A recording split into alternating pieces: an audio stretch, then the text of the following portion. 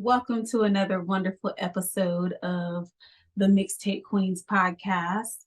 I'm here. I'm Amanda's son. This is my beautiful wife and partner, Elise, Karma Elise. And our very special guest today is the beautiful Ashley Taylor. If you don't know her, you about to get to know her. Okay. Oh, that's right. Period. Yes. Welcome, Queen. Welcome. Thank you so much for having me. Absolutely. So you're connecting with us right now from California. Is that correct? I'm currently in Los Angeles. Wow. I've been out for a couple years now, but I'm from Cincinnati, Ohio. Ooh, Cincinnati. Shout out to Cincinnati. Okay. So tell us what brought you to California. Yeah, so I'm currently a USC student studying music industry, and I always kind of connected to LA. I came out here when I was younger with my mom, and I would do like acting auditions and film. I knew I wanted to do something in entertainment, but I couldn't really figure out what it was yet. But I felt very drawn to the energy in LA. Like there's very eccentric people. I feel like there's a lot to do, and I just really liked being close to the ocean, and like I always felt very fueled by experiences that were outdoors and creative. And like I always wanted to connect with more people, and I felt that I could do that in LA. So that's initially why I wanted to be in LA, and that's why I really wanted to get into my dream school, which was USC. And with the music industry program here, I feel like it kind of allowed me to be immersed into a creative community just off rip. I think like moving across the country is terrifying and really brave and hard for a lot of people to do. So like having people surrounding me and a sense of community was really special and important. So yeah, I think that's definitely why I gravitated towards LA and my school specifically. Well, you are smart. Okay. And your school sounds like the bomb. Thank you. From Cincinnati, Betty. Okay. Yeah. Come on. Yeah. So and California does have some of the nicest beaches in the world. Yes, it does. Yeah. It really does. And we were out there last year. We were so blessed to take a dip in the ocean. It is so nice. It was my first time to Laguna Beach, and it was immaculate. It was very special, and it was magical, and I want to go back every year. I want to be in the water and the beach. Laguna and Newport is like top tier. I'd say that's probably the best. For sure. It was beautiful. So take us back to Cincinnati. We want to know about some of your early influences. What was the first music that you remember hearing, maybe your parents play, or some of your first interest in music? Yeah. This question is always kind of hard for me to answer because I never was surrounded by R&B or hip hop music growing up. I listened to a lot of Taylor Swift and Carrie Underwood and like very mainstream pop music that I think I just listened to because the people around me were listening to it. And then eventually I went to a performing arts high school at 10 years old, and I did a lot of like ensemble choir stuff and like a cappella groups, and we did a lot of jazz, and I really loved jazz, and like that really instilled a sense of musicality inside of me. And so I think I gravitated more towards things that were jazzy and soulful. And then when I was 15, I heard Summer Walker for the first time, and I was just like obsessed. Like I still to this day listen to her first album over and over again and never get tired of it. I could probably go to sleep to it. So that was kind of like where I realized, okay, I like this. And then that kind of branched out to like Jasmine Sullivan and Ari Lennox and like Lauryn Hill, Erykah Badu. So yeah, that's probably where it stemmed. I love that. See, now you're naming off all of my favorite people. I love me some Summer Walker, yes. But when you say Ari Lennox and like Lauryn Hill, like that's shea butter, baby. Like I love all of those great, beautiful women that you're speaking about. Like Jasmine Sullivan, whoa, that's a powerhouse. People don't even know half the work that she's actually done in the industry and how powerful that is and how it's impacted people. It's crazy. So Yeah. I And can see where you would be like, oh, okay, I like that right there. Right. Mhm. And I'm trying to figure out how smart you have to be to get into a performing arts school at 10 years old. it's really more about like confidence and potential, because obviously as a kid, it's kind of rare to have an immense amount of skill and talent unless you've been trained. And so my training kind of began there, but it was more so just an intuitive feeling of, I know this is what I want to do. I know that where the school that I had been prior to that did not resonate with me, and I didn't feel free to express myself, and so I knew that this would be a space where I could. So I think little me was very smart and in tune with herself in that way. Yeah, that's a huge blessing Okay. because I suffered through high school and I never was able to be guided with the skills that I had. And I think that, it held me back for many years. So that's such a big blessing that you know, found your calling so young and were able to be guided into that. Yeah, That's I'm beautiful. so grateful for it. Yes. And so, It's obviously led you to the right path. Oh, So yes. Yeah, I don't know where I would be or who I would be without it. mm, right. So, okay. So, when did you start recording? When did you start songwriting?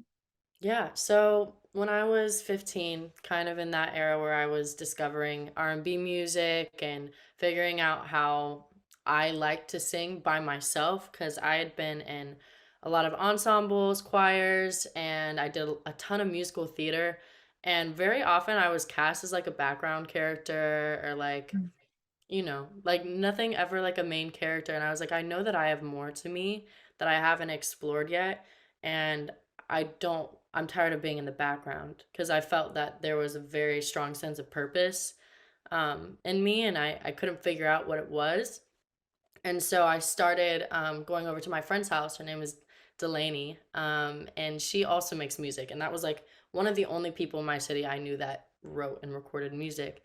And so I would go over to her house like maybe once a week, and we would just start songwriting. And then eventually I kind of used my resources. I had a very like entrepreneurial mindset at that age, which helped me so much, because I was like, okay, how do I find a producer? How do I record? How do I do this? And I really figured it out for myself and taught myself how to use my skills and actually apply and execute my vision. And so I found a studio in my city, and there's not a lot of studio like good recording studios in Cincinnati. So I started working out of the studio called Blacklight, and then I just started releasing stuff. That was kind of like the beginner's ignorance, you know what I mean? Like, it's fun. I'm not worried about streaming. I'm not worried about numbers. I'm just sitting in my room having a blast, writing and putting out music at like 15, 16. So I think like the first song I put out was at 15. So that same year that I started writing, I also started releasing music. Wow. see, Yeah. and that's boss energy to me, because let me tell you, some of these people that we do get a chance to talk to, these other creatives, they say that they've been writing music since they were 9 years old, recorded their first songs when they were young too, and they only just now started really releasing them because of the doubt maybe that they have, or there's like a blockage there. But I think it's something so powerful about you being able to express yourself so freely. And like you said, you what streams? I just want my music out so I can listen to myself, and I think it's cool. Yeah. And I think that is a beautiful way to start. Beautiful way to start. I appreciate that. Yeah, I think like I just realized this is something that fuels me, and I really paid it. I always have been really attentive to how I feel and what things make me feel. And I knew that music was something that was super powerful for me. And so I didn't really care about opinions or perspectives. Which for Cincinnati, Ohio, like that's like, you know what I mean? Because obviously there's not a lot of people that are like expressing themselves creatively through music specifically. Mhm. So yeah, I'm very, very grateful for it. Oh, I love Yes, that. yes, that's a huge blessing. It Mhm. really is. It's powerful to see the level of confidence that it takes at such a young age to really like put your heart and soul into something, when that's kind of the age where we all feel like judged and like awkward, and Definitely. you're doing it. And Thank now you. look at you. So okay, so let's see. Now you started at a young age. Mhm. You learned a lot from that school, right? Yeah. Where you went to the performing arts school. And so now you're going to your dream school. So tell us more about this program that you're in, because to me it sounds incredible, and we'd love to learn more about what you're doing with your music and music marketing, right? Mhm. Yeah. So coming to USC, I thought I knew a lot, and then that completely changed. And I think more so, I've definitely learned great things in the program, but I think I've learned the most out of just being an independent artist, using the tools that I'm getting from these classes and applying them to my artistry, because it's very music industry focused, very business focused. Most of the students are trying to be executives, and that's great to have around me because obviously these are going to be people that I'm going to see later down the road. Um, and there's also a huge artist community, more so in the popular music program, but a little bit in my program as well. So it's really nice to have a group of like-minded people because it's very supportive. And you'd think with a school like that, it'd be very competitive, but I really don't feel that way at all. Like my classes, my professors give us opportunities to announce things that are coming up for us, whether it be shows or releases. And we have the option of taking a variety of different classes. So we can take business classes, we have musicianship classes that are required also for our degree, as well as music technology classes. So we kind of get everything. Like I've taken music law, I've taken PR and communications, the list goes on. But all of these things I'm using to apply to my artistry more so than wanting to be an executive. I'm not opposed to it. I think it's good to explore different areas of the music industry and just like see how things work, especially as an artist. But more so like me being independent, this is all great information for me to be absorbing because now I know how to pitch myself to playlisters and blogs and press or whatever I might need, marketing. I know how to create a marketing timeline and think of like, okay, how can I convey myself and my message and have it resonate with my audience? How can I story tell through visuals? It's like you have to be a million things to be an artist. You can't just be good at making music nowadays in like the digital and streaming era. Like you really have to be your own manager, your own publicist if you're independent, or you have to be a content creator. So all of this really, really has been helping me and also like fostering good relationships within the industry as well. That's great. And that's so smart. Super smart. Thank Because you. you know how many people are independent artists right now and they're being taken advantage of Yes. by these people who are publishing and copywriting and doing promotion. And yeah, that's great to hear because a lot of people want to do music, but they don't want to do the work that it takes to further their career. But some people just might not be capable. And you have that business mindset. I think I like to pump it up because it's women, I think, women have that, that power and capability to be so independent.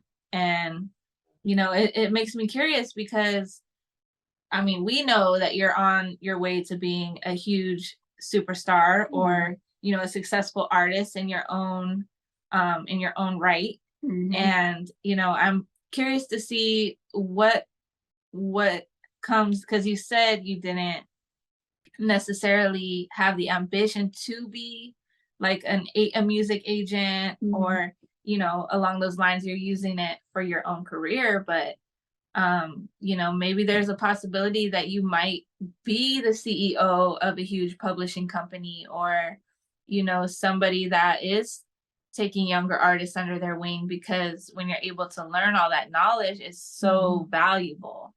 Yeah. It's so valuable. Yeah, I feel like I've never put limits on myself or what I'm capable of, and I feel like if I need a job that pays the bills and allows me to be a creative still, I would prefer that it's in the industry. But definitely after my career, I've always wanted to own an independent female run indie label Mm. with all female There you producers, go. all female executives, all female roster. Kind of similar to your mission, just uplifting women and creating more space for them in the industry because, there's a huge lack of that at the moment. So yeah, the possibilities are endless, but primarily I do want to focus on being an artist. Mm. That's beautiful. And I think one of the best things that you just said when you were explaining these different things that you want to do for yourself is that you are in school learning about these things because as a independent artist, yes, you can be taken advantage of, but you can get taken advantage of just by signing a contract Oh with yeah. people. People, like a lot of these artists, they're getting signed. They're thinking, oh, this is what's going to happen with this deal. And then it doesn't happen because they did not read the contract. They did not understand what the contract was saying. Yeah. And I think it's very valuable that you're in school for something like this where you can learn those different things. But also later on, as your own artistry is perfected and crafted, and you get to this level that you want to be at, you can share that knowledge and pass it down to Yes. others that come along behind you Mhm. to your indie record label, you Right. know, Mhm. these different artists that you will be working with. Because I can totally see that for you and for your future. I'm rooting for all the queens. Just want Definitely. everybody to know. Yeah, that's something that definitely is possible for my future, and I feel like once I'm never like satisfied with where I'm at, which I guess is a good or a bad thing. So, Mhm. I don't know, like my perception of like success has kind of changed over the years. Like, will I be successful when I have a huge following and am making an impact on my listeners, or do I want more? Like you said, do I want to pass that down? So that's something that's definitely constantly on my mind, and I'm super grateful for the resources and like the professors that I have that are doing that for me right now. So that's a Mhm. very, very good point. Yes. Absolutely. Yes. I Well, first of all, I want to say count us in, because, whether we're just supporters on the sideline or if you would like to hire us to work for you. Oh, Yes, we'll do yes. it. We'll do it. But yeah. Yes, we are 100% supportive of that idea. And Mhm. I love it because we love to see queens winning and Mhm. being successful and out there being spreading the knowledge and spreading the love. So that's the first thing. And then second of all, um, I'm curious to find out about your new apartment Yeah. and hear more about, maybe you can give us a little insight to your song, Hmm. your new apartment, and just let the listeners know what they can expect to see when they check it out. Yep. Yeah, What's next? for sure, for sure. So, New Apartment and Earn It, my last two releases, were me really experimenting with my sound. I've always done a lot of like trap soul, R&B, and so I wanted to venture into like neo soul, something more upbeat and out of my comfort zone. And so that's what I did with New Apartment. And I wrote it because when I first moved into the current space that I'm in right now, there were boxes on my floor. I had just gotten done with my last semester at USC. Well, not my last, but my spring semester. And all my college friends had moved home, and I really felt a feeling of isolation. Also, because I had just gotten out of a really toxic relationship with someone that, it was a very prolonged thing that I finally was like, okay, I'm choosing myself. And so this new apartment was very symbolic of the changes that I would go through, both good and bad, and how it was going to be it was very optimistic but also sad. Obviously, I was like grieving the loss of this person, but I was also hopeful for all of the opportunities to discover myself and relearn my happiness without relying on Mhm. outside sources. So writing the song healed me in a way. And also it's so weird because it's such like a nostalgic, upbeat, kind of happy song, but it has such a sad context because that's like the duality of like the feelings that I was experiencing during that time. And then I worked on a beat with the producer I've been working with since I was 15. His name is Max Delgado. And then my engineer JR, and we were just sitting in their home studio making this beat, and it was just such a beautiful experience to like see it come to life and have fun doing it. I'd say like leaving the studio that day, I it was hard for me to fall asleep because I had so much adrenaline, and I was like, wow, like I'm so grateful for the fact that I'm able to turn my negative experiences into art and make them something beautiful and something that people can connect with. And then as far as what's next for me, I'm working on a single right now called Like I Do slash Lose Me. It's an interlude. I don't even know. I don't think you can put this song in a category. It's very new for me. Mm. So I think maybe a common theme right now is just exploring and experimenting and having fun with my creativity and kind of figuring Mhm. out what resonates most with me and what resonates most with others. But this song is very, I'd say, euphoric. There's a beat change. I won't say too much, but it is very representative of my experiences. And it's kind of like a manifestation of the love that I hope to receive and will receive. Let's manifest one day. So that will be dropping towards the end of October, maybe early November. There's not a set date, but I definitely will be announcing that very soon. So I'm very excited and passionate about everything I've been working on, and that's just kind of the gist. If you guys have any more questions Yay. about We that. love it. And I want everybody to go listen to your song New Apartment Mhm. because when I first heard it, it definitely gave me the vibe that I felt when I had got my first apartment, my new apartment. I don't even know if it's really my first, but kind of when I transitioned to being independent by myself. And I remember that feeling very vivid. And the song does a great way of like reminiscing that Mm. for me. And I think especially like being a woman, it's just great. It's a great song. We want everybody to listen to it.